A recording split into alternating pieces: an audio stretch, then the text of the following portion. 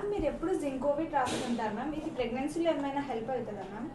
Yes, it's a right question. Zinc and infertility. So ఆడవాళ్ళల్లో మగవాళ్ళల్లో చూసుకుంటే ఆడవాళ్ళకి మెన్స్ట్రేషన్ కరెక్ట్గా రావడానికి, హార్మోనల్ బ్యాలెన్సెస్ అన్ని మెయింటైన్ అవ్వడానికి, ఓవ్యులేషన్ సరిగ్గా రావడానికి, తర్వాత ఎగ్ క్వాలిటీ ఇంప్రూవ్ అవ్వడానికి, తర్వాత మిస్క్యారేజెస్ అవాయిడ్ చేయడానికి జింక్ అనేది చాలా ఇంపార్టెంట్. ఆ మగవాళ్ళల్లో చూసుకుంటే స్పర్మ్ డిఎన్ఏ ఇంప్రూవ్ అవ్వడానికి, తర్వాత స్పర్మ్ క్వాలిటీ, మొటిలిటీ అవన్నీ కౌంట్ ఇంక్రీజ్ అవ్వడానికి జింక్ అనేది ఇంపార్టెంట్. సో ఇవి చూసుకుంటే ఏ ఫుడ్స్ అనేది చాలా ఇంపార్టెంట్ అని తెలుసుకోవడానికి, బోత్ నాన్ వెజ్ తినే వాళ్ళకి, వెజిటేరియన్స్ తినే వాళ్ళకి. నాన్ వెజ్ తినేదానికి మీట్, పౌల్ట్రీ, ఫిష్ అంటే కోడిగుడ్లు, తర్వాత మాంసము, ఇంకా తర్వాత ఫిష్, అన్ని రకాల ఫిష్లలో కూడా జింక్ అనేది కొంతవరకు మనకి యూజ్ అవుతుంది.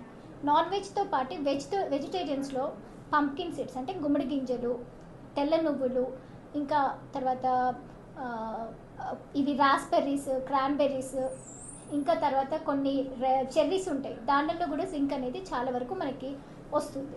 సో దీంతో పాటు ఆకుకూరలు, లెంటిల్స్, ఇవి కూడా తింటే మాత్రం ఖచ్చితంగా జింక్ అనేది ఇంప్రూవ్ అవుతుంది. మనకి ఈ జింక్ వల్ల ఇమ్యూనిటీ కూడా ఇంప్రూవ్ అవుతుంది.